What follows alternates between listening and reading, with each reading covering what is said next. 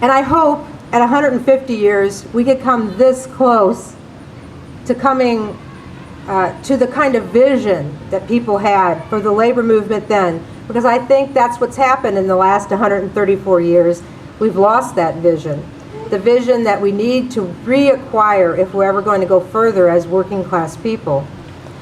So let's just think about it for a second, and I'm not going to get into this very deep, but you have to see where we are in the economy compared to where they were.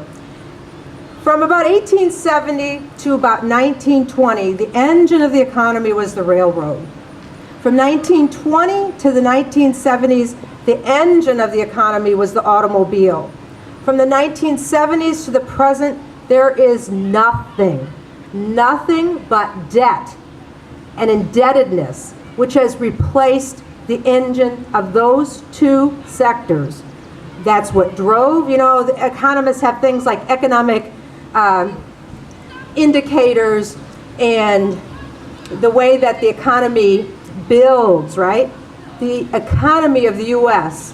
and globally built on the railroad from 1870 to 1920. It built on the automobile industry from the 1920 to the 1970s. For the 1970s, the picture you should have is not computers, which has reduced jobs, right? It's not new high-tech stuff, which has actually resulted in reduction of jobs, decent jobs. You should have that image of selling debt, a dollar sign. So therein lies some of the big issues. Where are we in response? We're a working class people in response to the fact that since the 70s, we've been in decline and there's nothing that's taking its place. And they are now telling us essentially, like they told the workers of the 1870s, that we're surplus, unnecessary, right? And that's what workers face. So we may think that we're different, but we're really very similar. In the 1870s, when workers protested, the great minds of the era, if you call them great, I wouldn't call them great, but they're pretty clever, came up with these notions of social Darwinism. If you don't have, you don't deserve. Similar to now, if you're unemployed, don't look, you won't even be able to be considered for a job. Those are not new. Those are ideas that come from social Darwinism that the rich use to justify their acquisitions.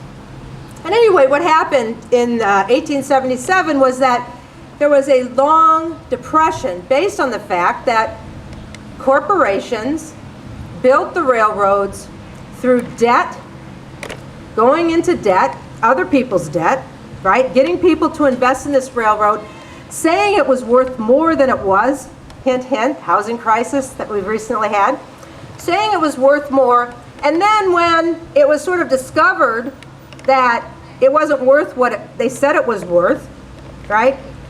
And they had plundered stockholders and the public's money for what they could get, the bottom fell out. The big fallout was in 1873 in New York. Jay Cook's mortgage, investment company, which built the Great Western Railroads, was found to be over-leveraged. Now, Cook is an historian of himself, but he's just a small slice of a big pie. How were railroads built? Public money, public investment.